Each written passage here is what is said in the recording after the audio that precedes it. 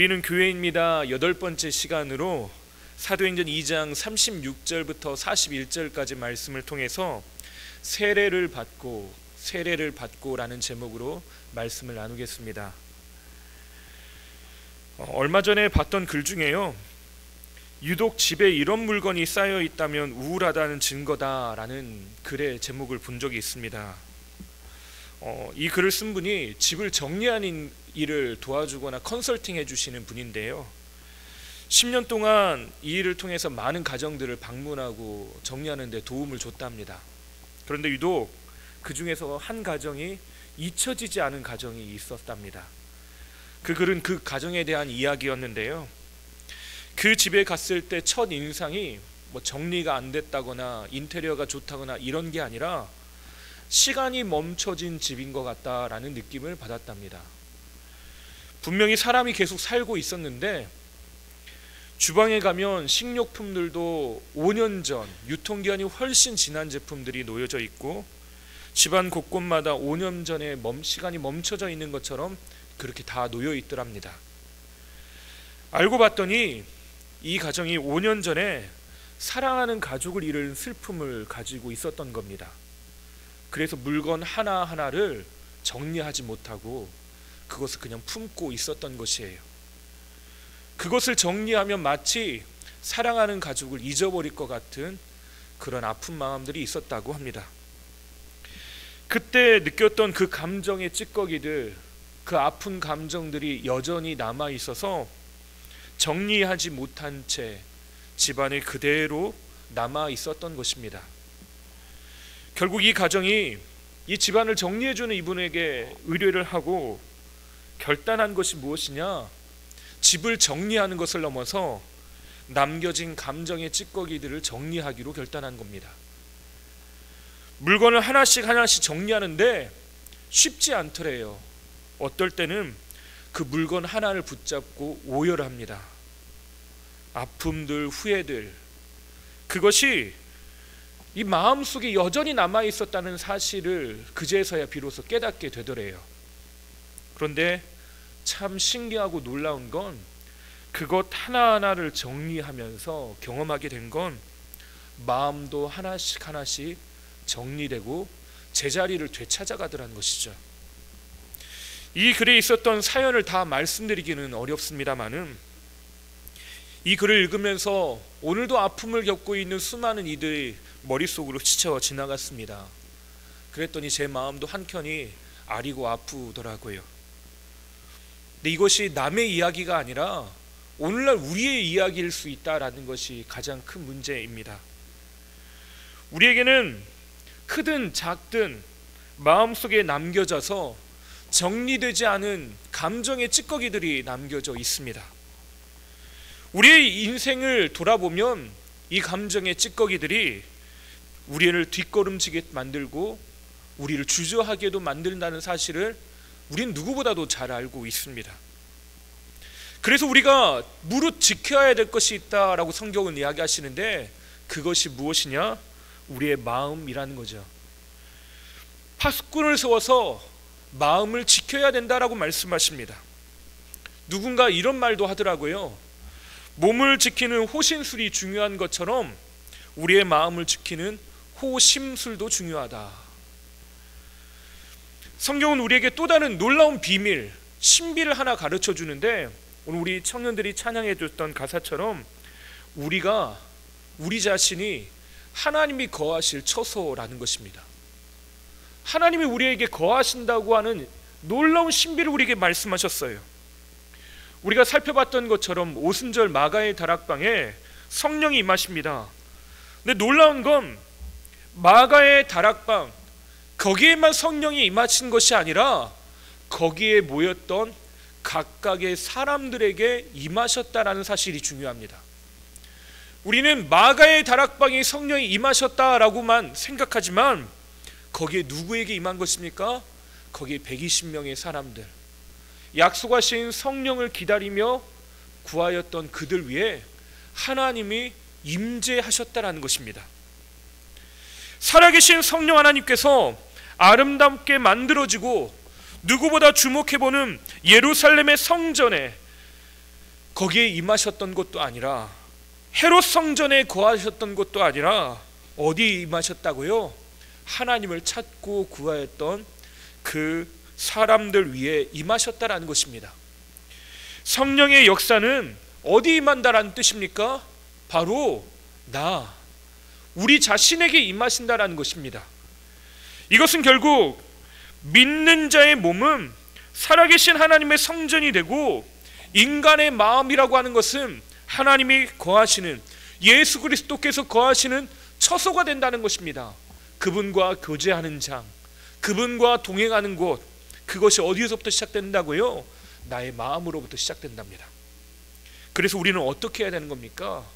이 마음, 성령님이 거하시는 하나님의 전, 이 마음을 어떻게 해야 된다고요?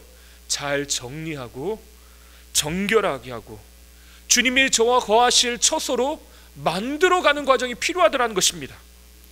하나님이 거하실 수 있도록 거룩함과 정결함, 주님과 상관없는 죄와 잘못된 습관들, 그 불필요한 감정의 찌꺼기들을 하나씩 하나씩 주님과 더불어 정리해가는 과정들이 필요하다는 것이죠. 특별히 오늘 말씀은요, 우리의 인생을 어떻게 정리해야 하는지에 대한 이야기하는 말씀이 등장을 합니다. 베드로는 성령의 충만함을 보고 거기 모인 사람들에게 성령께서 어떻게 역사하셨는지를, 왜 그렇게 또 하셨는지를 설명합니다. 사람들 앞에 나타나서 드디어 설교를 하는 거죠. 근데 놀라운 건 이 메시지가 사람들에게 들렸다는 것입니다. 이걸 지난주에 우리가 함께 말씀을 나눴었는데요, 11절과 12절 말씀을 제가 한번 읽어보겠습니다. 그레데인과 아라비아인들이라 우리가 다 우리의 각 언어로 하나님의 큰 일을 말함을 듣는도다 하고 다 놀라며 당황하여 서로 이르되 이 어찌된 일이냐 하며, 우리가 다 우리의 각 언어로 하나님의 큰 일을 말함을 듣는다라고 말합니다. 그것을 어떻게 해요? 자기 나라의 언어로, 자신의 언어로, 자기 귀에 들리는 말로 그것이 들려지더라는 것입니다. 베드로는 지금 히브리어로 이야기했겠죠. 그런데 그레이데인과 아라비아인들, 자기가 살고 있는 그 각각의 난곳 방언으로 그 이야기가 들려지기 시작하더라는 겁니다. 하나님의 말씀이요. 지금까지는 엄마의 신앙, 아빠의 신앙, 다른 누군가 이웃의 신앙, 교회 안의 성도의 신앙이었는데 그게 누구의 얘기로 들린다고요? 내 이야기로 들리더라는 겁니다. 내 이야기로. 그래서 사람들이 어떻게 했다고요? 다 놀라며 당황하며 이게 어찌된 일이냐라고 의아하다는 것이죠. 자신의 인생이 지금까지는 하나님과 동떨어진 인생, 그냥 철학적이고 사변적이고 형이상학적인 내가 알지 못하는 어떤 교리적인 이야기, 그것만 지나가는 것이 신앙인 줄 알았습니다. 근데 그게 어떻게 됐다고요? 하나님과 나 사이에 관계가 있다, 하나님과 나 사이에 사랑의 관계가 있다는 것을 드디어 발견하게 된 것입니다. 그러면서 그 내면 속에 울려지는 성령의 음성이 들려지기 시작합니다. 예수 십자가 사랑의 그 구속의 은총이 내 것이 되기 시작하고, 그 십자가의 은총이 나의 마음을 울리기 시작하는 거예요. 여기 있는 이 십자가가 장식물, 교회의 상징물로만 여기는 것이 아니라 내 이야기, 예수님이 2000년 전 그 갈보리 언덕에서 보이셨던 그 희생과 사랑이 내 이야기로 들려지기 시작하더라는 겁니다. 마음속에 내가 너를 사랑한다라는 이 말이 가슴속에 큰 울림으로, 큰 소리로 메아리치기 시작한 것입니다. 그러면서 베드로의 설교의 핵심이자 결론이 이것입니다. 우리 함께 36절 말씀을 읽어보겠습니다. 그런즉 이스라엘 온 집은 확실히 알지니 너희가 십자가에 못 박힌 이 예수를 하나님이 주와 그리스도가 되게 하셨느니라 하니라. 아멘. 너희가 못 박은 예수, 그분이 나에게 주님, 나에게 그리스도, 나의 구원자가 되었다라는 걸 이제는 알았다라는 것입니다. 인생에서 예수님은요, 사실 조금 어렵기도 하고 때로는 예수님을 눈을 좀 가리고 싶을 때도 우리의 인생 가운데 있습니다. 정말 죄송한 말이지만 불필요하게 여길 때도 있습니다. 그런데 이 사람들이 하나님의 음성이 들려지기 시작하자 어떻게 합니까? 탄식이 터져나와요. 지금까지의 삶을 놓고 탄식하기 시작합니다. 37절에 보니까 그들이 이 말을 듣고 마음에 찔려 베드로와 다른 사도에게 물어 이르되 형제들아 우리가 어찌할꼬 하거늘 나는 어떻게 해야 합니까? 우리가 지난주에 웨슬리 회심 기념주일로 우리 함께 예배를 드렸었는데요, 웨슬리 목사님의 마음이 이것이었습니다. 나는 어찌해야 좋습니까? 나는 어찌해야 좋습니까? 사람들의 마음이 찔렸답니다. 양심에 크게 울려 퍼지는 하나님의 소리가 들려지기 시작합니다.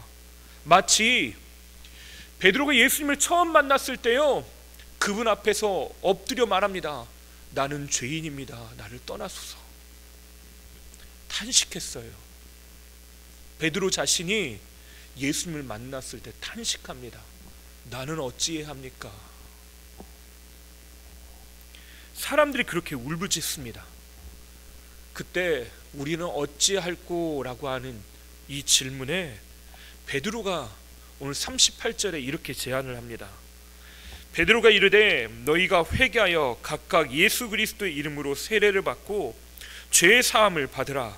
그리하면 성령의 선물을 받으리니.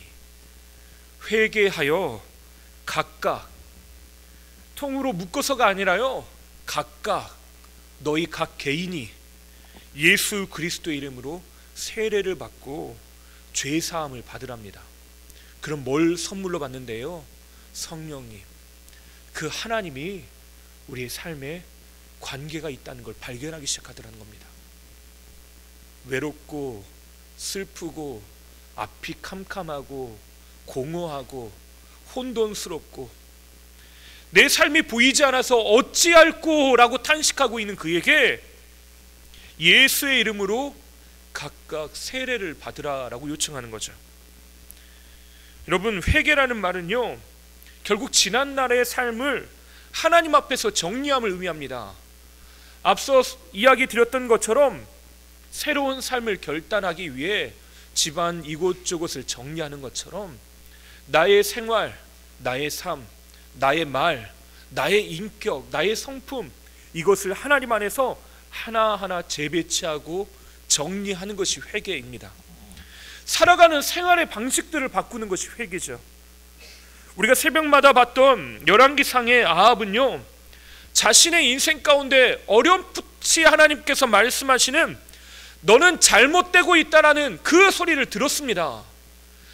여러 장을 통해서 하나님은 아합에게 끊임없이 말씀하셨어요.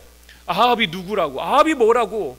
하나님은 그 무수한 장을 할애하시면서까지 그에게 말씀하십니다. 돌아오라고, 돌아와야 된다고 말씀하셨습니다. 그런데 아합의 문제가 무엇입니까? 아는 것만으로 그치는 거예요. 돌아가야 된다, 내 인생이 문제다, 나에게 연약함이 있다, 알기는 정말로 잘합니다. 근데 웨슬리 목사님이 이걸 무슨 믿음이라고 했다고? 지난주에 귀신의 믿음. 하나님이 한 분이신 건 귀신도 안답니다. 세례요한을 오게 가둔 헤롯은요, 세례요한을 죽이는 것이 잘못된 일인지 너무나도 잘 알고 있습니다. 그런데 어떻게 합니까? 거기 모인 사람들의 시선, 왕의 체면, 그것 때문에 어떻게 합니까? 세례요한을 결국 죽입니다. 문제는요, 아는 게 아니라, 아냐 모르냐가 아니라, 지식적으로 그것을 알고 있느냐 모르느냐가 문제가 아니라요, 실제로 돌이켰냐라는 것이 문제라는 것입니다. 지난날의 삶을 정리해낸다는 건, 해야 된다는 건 누구나 잘 알아요. 그런데 실제로 정리하는 건 다른 문제라는 것이에요. 어찌할꼬라는 탄식 끝에 새로운 삶을 결단하고 그 삶으로 초청했는데 그것이 무엇입니까? 바로 세례입니다. 오늘 베드로는요, 그 돌이킴의 구체적인 결단, 그것으로 세례를 받으라고 요청하죠. 여기 오늘 예배 드리시는 분 중에 세례 받지 않은 분은 제가 봤을 때 거의 안 계신 것 같습니다. 세례가 그럼 무엇인지 잘 알고 계실 것 같은데요, 세례는 우리 기독교의 굉장히 중요한 성례입니다. 특히 개신교에서는 성례전이다 라고 할 때 두 개의 성례전이 있는데, 하나는 예수님께서 십자가에 달리셔서 우리를 구원하신 그것을 기억하고 기념하는 성만찬입니다. 또 하나는 내가 새롭게 믿음으로 결단하는 예수님을 영접하였음의 사인인 세례입니다. 세례는 예수 그리스도를 구세주로 고백하는 사람들에게 물에 담그거나 물을 머리에 뿌리는 예식이죠. 근데 여기서 중요한 것은 침례냐 세례냐, 다시 말해서 그 사람을 물에 담궜느냐 아니면 물을 뿌렸느냐, 이것이 중요한 본질이 아닙니다. 세례의 중요한 본질은 무엇입니까? 예수님을 나의 구주, 나의 하나님으로 각각 영접했냐라고 하는 문제입니다. 예수님을 나의 구주, 나의 하나님으로 고백하는 것이 세례의 본질인 것입니다. 그래서 세례를 진행할 때요, 세례 교육을 합니다. 문답을 하죠. 이렇게 문답을 하고 신앙 고백을 하게 하는 이유가 무엇입니까? 비포, 애프터가 분명히 다른 것을 고백하기 위해서 그렇습니다. 예전에 제가 서울에 살 때 보면 거기 동네가 굉장히 유명한 동네입니다. 뭘로 유명하냐? 성형수술로 유명한 동네입니다. 그래서 지하철역에 가면 꼭 붙어있는 게 있는데 다 비포, 애프터, 내가 봤을 땐 다 똑같은 것 같은데, 비포, 애프터 사진을 꼭 붙여놓습니다. 이전과 이후의 삶이 다르다는 겁니다. 근데 제가 보면서 뭘 생각했냐면요, 내가 예수님 만나기 전과 만난 후에 사진을 찍어놨다면 어떻게 달랐을까, 그런 생각들을 해본 적이 있습니다. 세례교육은 바로 이겁니다. 비포, 애프터의 사진을 찍어서 확인하는 거예요. 교회에 대해서, 교리에 대해서 잘 이해하고 알아가는 건요, 내가 교회 안에 다녀가며 교회 안에서 성도들과 교제하면서 하나님 앞에서 배워가면서 조금씩 알아가면 됩니다. 근데 문제는 뭡니까? 가장 중요한 시작, 결단이 중요한 것이에요. 내가 예수님 안에서 살기로 결단하는 것, 예수님을 나의 구주, 나의 하나님으로 믿기로 결단하는 것, 이것이 중요한 것이에요. 그래서 유아 세례를 우리는 베풉니다. 우리 감리교회에서는요, 유아 세례를 베푸는데 여기서 가장 중요한 것이 무엇이냐? 부모의 신앙 고백입니다. 이 아이를 길러내는데 나의 주님, 나의 하나님으로 고백하면서 길러내겠습니다. 그렇게 키워낼 것을 고백하는 결단, 그것이 중요한 것이에요. 예전에 봤던 믿음의 전환이라고 하는 책이 있는데요, 거기에서 보니까 우리의 믿음이 천동설의 믿음이었던 것에서 지동설의 믿음으로 전환되어야 한다라는 글을 봤습니다. 우리가 천동설은 그때 당시에 뭐였습니까? 가장 중요한 핵심적인 신앙 고백처럼 받아들여서요, 이 지동설을 믿는 사람은 이단처럼 여겨졌습니다. 근데 이 책에서는 오히려 반대랍니다. 뭐라고 이야기하냐면, 천동설의 사람들은요, 자신이 온 우주의 중심인 것처럼 살아간답니다. 자신을 위해서 하나님도 지구 주변을 해가, 태양이 도는 것처럼요, 하나님도 나 중심으로 돌아야 된다고 생각한대요. 내가 기도하는 이유도 하나님이 내 이야기 들어주셔야 되니까. 내가 하나님을 그렇게 여기는 것이 천동설이랍니다. 근데 여기에 코페르니쿠스적 전환이 필요하답니다. 지동설의 믿음은요, 하나님이 온 우주의 중심이고 그에 맞춰서 내가 도는 겁니다. 내가 움직여가는 것이에요. 이것을 선언하는 것이 바로 세례입니다. 그러면 세례가 가지고 있는 몇 가지 의미를 좀 더 살펴보려고 하는데요, 첫 번째로 세례는 죽는 겁니다. 세례는 죽는 거예요. 본래 세례는 이방인이었던 사람들이 유대교로 개종할 때 과거의 죄를 씻기 위해서 하는 의식이 바로 이 세례였습니다. 그런데 이 세례를 유대인한테 받으라고 외친 사람이 있습니다. 그 사람이 누구냐? 세례 요한입니다. 이전의 삶은 죽고 새로운 신앙적 갱신이 필요하다는 것이에요. 이방인이 아닌 유대인들에게 베풀므로 인해서 새로운 삶을 결단하라는 것입니다. 하나님의 백성으로 살 것을 결단하는 거죠. 그래서 이 세례 요한의 세례를 회개의 세례라고 부릅니다. 듣는 이들이 이 세례 요한의 세례를 통해서 그의 삶의 마음의 밭이 어떻게 바뀌어갑니까? 옥토로 바뀌어가요. 완전하시고 온전하신 말씀의 씨앗인 예수님이 심겨질 때 그들의 인생 가운데 열매 맺게 만듭니다. 또한 그들이 예수님을 영접할 수 있도록 예수님의 길을 예비하는 세례가 되었습니다. 높아졌던 걸 낮추고 낮아졌던 걸 돋우고 광야에 외치는 소리가 되어서 예수님을 만나도록 그 길을 인도한 것입니다. 그래서 세례를 받을 때요, 물에다가 담그는 거예요. 우리가 죽었다는 걸 인정하라고. 예전에 신학교에 다니면서 잠깐 침례교회 가서 봉사한 적이 있습니다. 거기에서 침례 예식에 따라간 적이 있는데, 사실 많은 교회의 침례교회는요, 우리 교회에는 존재하지 않는 목욕탕이 하나 있습니다. 목욕탕이 뭐 하는 데냐? 침례탕이라고 해서요, 침례를 베푸는 공간이 따로 있습니다. 거기에 사람을 푹 담궜다가 이렇게 세워요. 근데 제가 봉사했던 그 교회는 작은 개척교회여서요, 침례하는 침례탕이 따로 존재하지 않아서 어디에 갔냐? 전교인이 야외 예배를 가서 냇가에서 침례식을 했습니다. 요단강에서 세례를 베푸는 것과 조금 비슷했습니다. 저는 처음 보는 침례식을 보면서 굉장히 조금 신기하기도 하고 놀랍기도 하고 많은 걸 좀 생각하게 됐었는데요, 침례식을 할 땐 말 그대로 물에다가 사람을 푹 담굽니다. 그 목사님에 따라서 침례하는 방식이 조금씩 다르긴 한데, 그냥 서 있던 사람을 물 속에다가 이렇게 앉게 하는 방식이 있는가 하면, 제가 갔던 목사님은 어떻게 했냐면 사람을 잡고요, 뒤로 갔다가 넘깁니다. 이렇게 집어넣었다가 다시 이렇게 세워요. 근데 제가 이걸 보면서 정말 큰 깨달음을 하나 얻은 게 있습니다.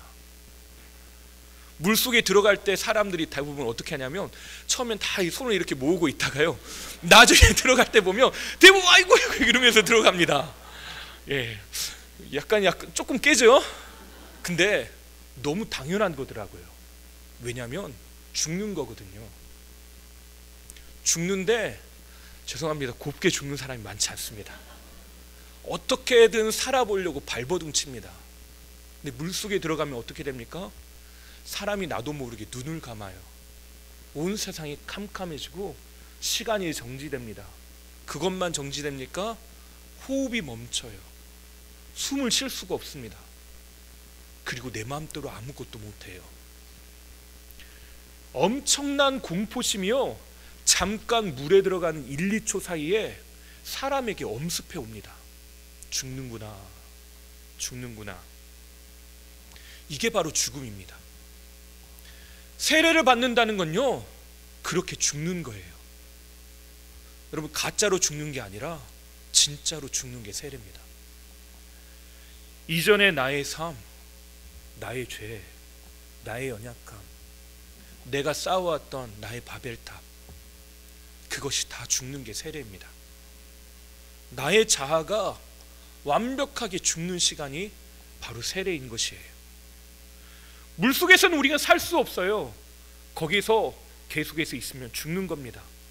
이전의 삶에 살고 있으면요, 그 어느 때보다 발버둥 치니까 나는 살아있는 것 같고 에너지가 넘치는 것처럼 보입니다. 하지만요, 그 물속에 있으면, 이전의 삶에 살아가면요, 결국 죽는 거예요. 그건 끝입니다. 어둠의 공포가 결국 우리의 삶을 휘감는 것이에요. 로마서 6장 3절에 이렇게 말씀하십니다. 우리 함께 읽어볼까요? 무릇 그리스도 예수와 합하여 세례를 받은 우리는 그의 죽으심과 합하여 세례를 받은 줄을 알지 못하느냐. 뭐와 연합했다고요? 예수님의 죽으심과. 십자가에 달려 죽으신 예수님과 나도 같이 죽는 걸 그 세례를 통해 경험한다는 겁니다. 이전의 삶, 이전의 나는 죽었다라고 선언하는 것이에요. 그래서 우리가 가장 자주 쓰면서도 이상한 말이요, 나는 죽는다, 매일 죽어야지 라는 말을 합니다. 근데 우리는요, 죽어야 되는 게 아니라 죽었어요. 죽었음을 인정해야 합니다. 이미 죽은 존재예요.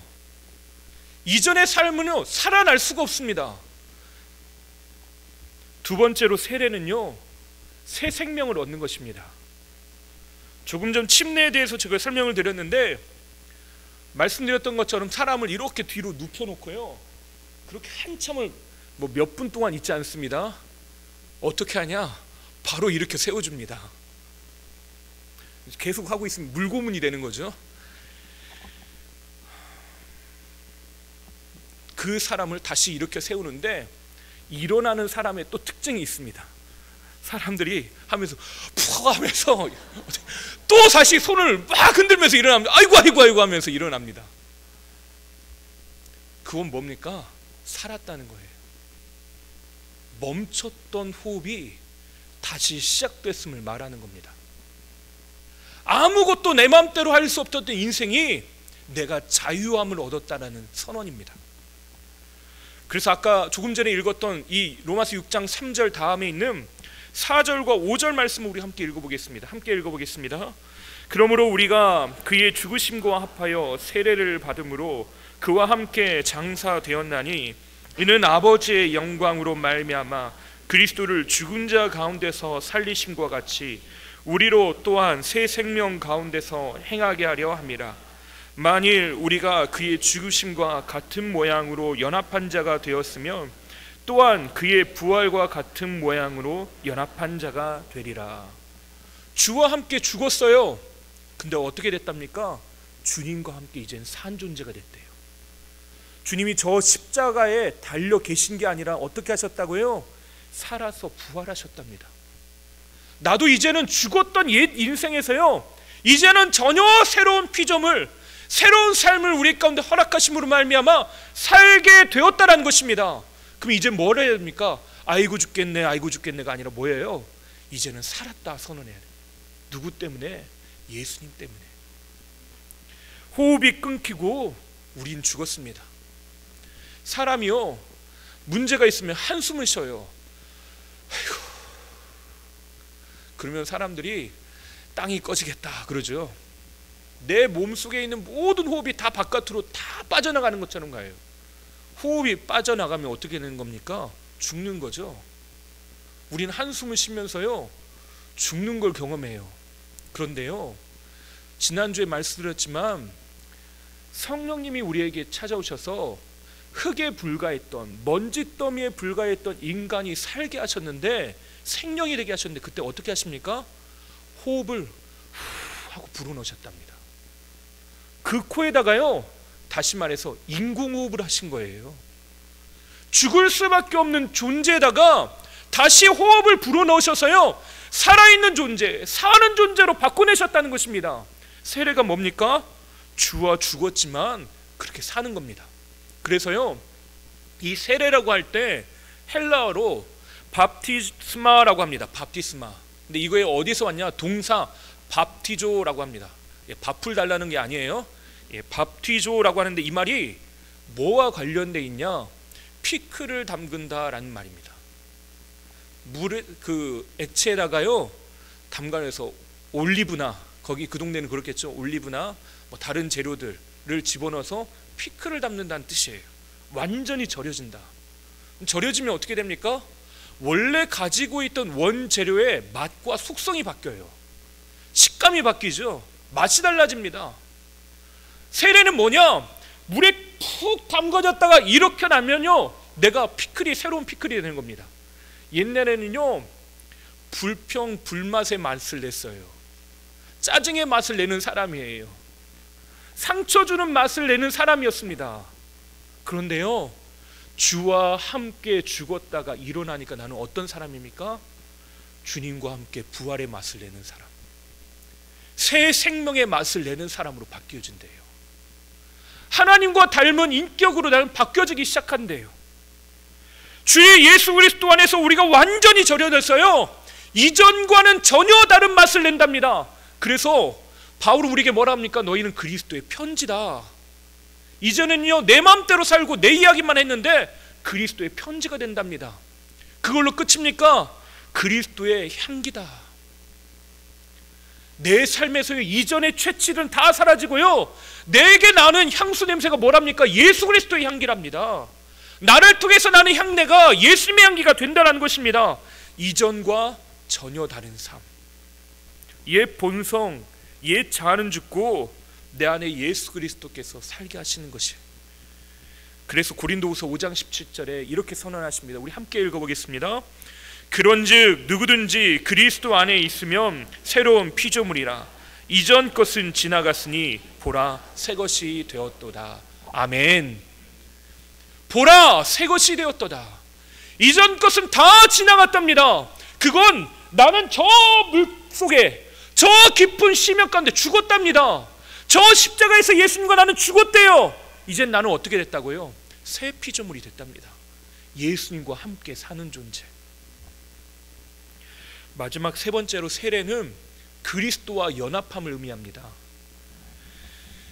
그리스도의 몸과 하나 되는 신비를 경험하는 것이 세례입니다. 갈라디아서 3장 26절과 27절을 또 우리 함께 읽어보겠습니다. 함께 읽겠습니다. 너희가 다 믿음으로 말미암아 그리스도 예수 안에서 하나님의 아들이 되었으니 누구든지 그리스도와 합하기 위하여 세례를 받는 자는 그리스도로 옷 입었느니라. 아멘. 그리스도와 연합하여 합하여졌답니다. 이제는 주님이 내 안에, 내가 주님 안에 거한대요. 이전에는 다른 존재였습니다. 아까 말씀드린 사람들이 탄식했던 것처럼 이제 어찌할꼬, 우리가 어찌할꼬 라고 탄식합니다.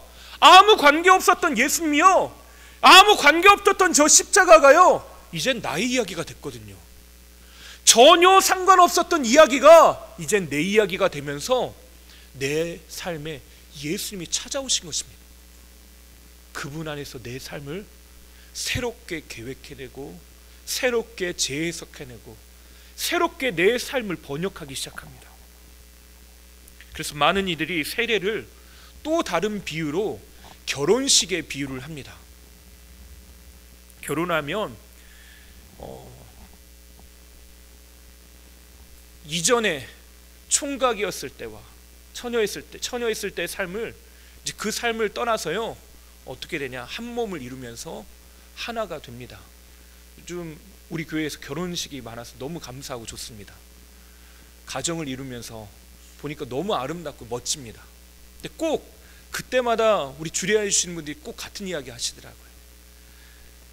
부모를 떠나서 이제는 각자 남남이었던 사람들이 하나가 되는 것이 결혼이다. 그러면서 또 뭐라고 하냐, 한 곳을 바라봐야 된다. 예수님을 바라보며 살래요. 결혼이라는 것이 그겁니다. 다른 곳을 봤던 것이 이제는 한 곳을 바라봐요. 주님이 우리에게 프로포즈 하시는 것이 뭐냐? 너에게 세례를 베푸시는 거래요. 그러면 그거 결단이 뭡니까? 주님과 이제는 연합하여 살겠습니다 라고 하고 결혼식을 치르는 게 세례 예식이랍니다. 그래서 세례 예식 때 반드시 하는 게 또 한 가지 있습니다. 바로 세례 받는 이가 세례를 받아 교회의 일원이 되었음을 선언하고 공포하는 일입니다. 아마 여러분 다 기억하실 겁니다.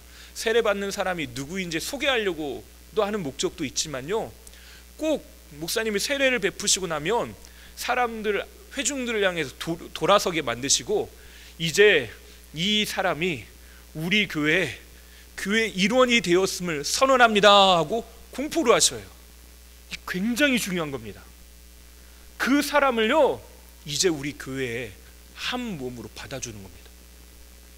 그러면 내가 지금까지 손가락이었으면 이 사람은 발가락이 될 수도 있고요, 내 마음 안에, 우리 교회 안에 심장이 될 수 있는 사람인 거예요.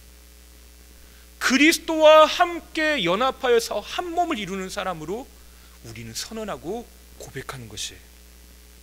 그러면 그 교회 안에서요, 이 사람은 그 신앙생활에 대해서 지지받고 격려받고 함께 기도함으로 점점 주님 안에서 자라가는 것입니다.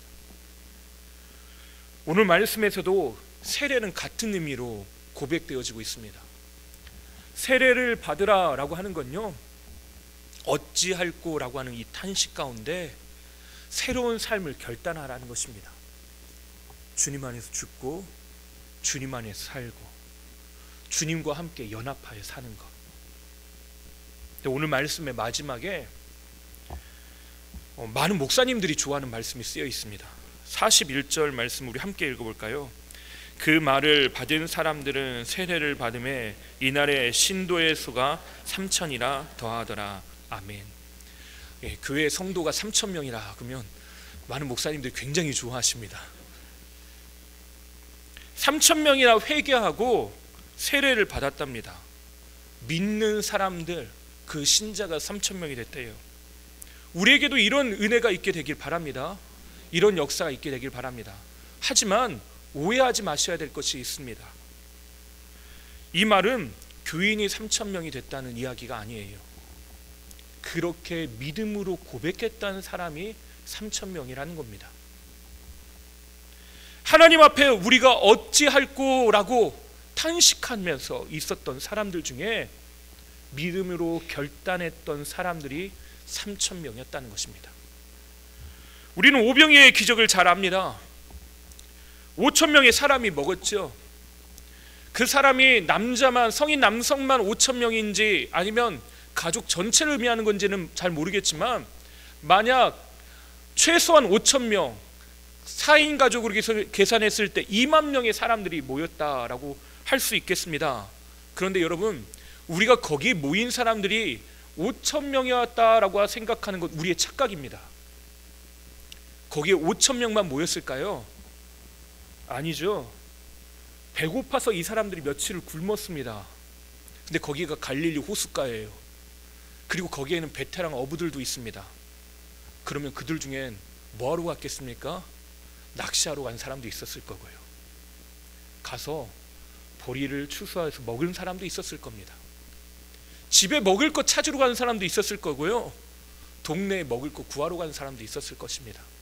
근데 오병이어의 기적을 하시면서 예수님이 처음으로 하신 말씀이 있습니다. 이 사람들을 앉게 하라. 근데 이 앉게 하라는 말이 헬라어가 중요한데요, 그냥 우리는 거기에 왜 앉으라고 하시지 이유를 모르고 앉았던 게 아니에요. 이 헬라어는요, 기대어 누워 앉는다라는 뜻인데 밥 먹을 준비하고 앉으라는 겁니다. 얘야 밥 먹어라 하고 앉으라는 겁니다.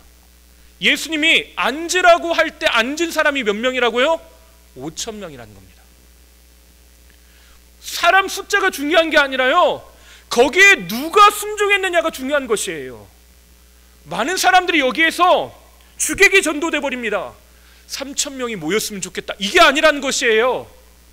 그 중에 수많은 사람들, 몇만 명, 몇천 명이 모였어도요, 마음의 탄식 가운데 아합이 그랬던, 헤롯이 그랬던 것처럼 탄식이 있는데 마음에 결단하고 앉았던 사람이, 회개하고 새롭게 살기로 결단했던 사람이 몇 명이라고요? 3,000명이었다라는 것입니다.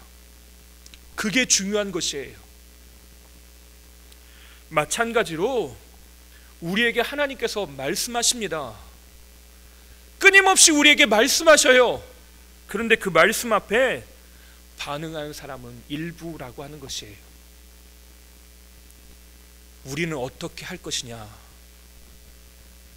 어찌할꼬 하는 탄식 가운데 베드로가 요청합니다. 세례를 받아라. 저는 우리 교회가 초대교회 이 정신을 이어받기를 원합니다. 오늘도 수많은 사람들이 마음의 근심과 염려, 그 인생의 무게 때문에 힘겨워합니다. 어찌할꼬 탄식합니다. 그런데 주님이 우리에게 요구하시는 건요, 이 이야기가 다른 교회가 어떻더라, 다른 사람들은 어떻게 하더라, 이걸 주님께서 원하시는 게 아니에요. 바로 우리 이야기가 되길 원하십니다. 초대교회의 영광이 있다면 그 말씀 앞에 반응하는 사람이 3,000명이나 되었다는 것이죠. 저는 우리 교회 안에 이 일들이 끊임없이 일어나게 되길 바랍니다. 이곳에 찾아와 함께 예배하는 이들마다 주님 앞에 이 가난한 마음으로 주님의 은혜를 구하면서 예배드리는 나오는 마다 어찌할꼬 탄식이 주는 나의 하나님이십니다, 나의 구주십니다 라고 고백하면서 삶을 바꿔내는 그 은혜가 저와 여러분 가운데 함께하게 되길 바랍니다. 우리에게 이 은혜가 있게 되길 바라요. 가슴을 찢고 주님을 찾은 자마다 만나주시겠다고 하는 그 약속, 그것이 오늘 우리가 이곳에 모인 이유입니다. 그 이유에 믿음으로 반응하면서 문제투성이인 나의 삶을 바라보며 어찌할꼬라고 하는 탄식으로 그치지 않고 나의 눈물이 다시 터져나오고 나의 열정이 다시 살아나고 믿음으로 눈으로 세상을 바라보는 그런 은혜가 저와 여러분에게 함께하게 되길 바랍니다. 기도하겠습니다. 선하신 하나님, 주님을 의지하고 따라갑니다. 나의 모든 것 되시는 그 주님 앞에 믿음의 결단을 하며 따라가고 나아가게 되길 원합니다. 주님, 우리에게 말씀하여 주시고 주의 은혜의 빛을 비춰 주시옵소서. 소망의 빛을 우리에게 비춰 주시옵소서. 주님께서 주와 함께 죽고 주와 함께 다시 사는 은혜를 우리 가운데 허락하사 우리의 마음속에 있었던 탄식과 근심들은 다 죽고 이제는 주님과 함께 영원히 사는 산 소망을 허락하여 주시옵소서. 하나님은 우리의 삶을 이끌어 주시고 인도하여 주실 줄 믿사오며 예수님의 이름으로 기도하옵나이다. 아멘.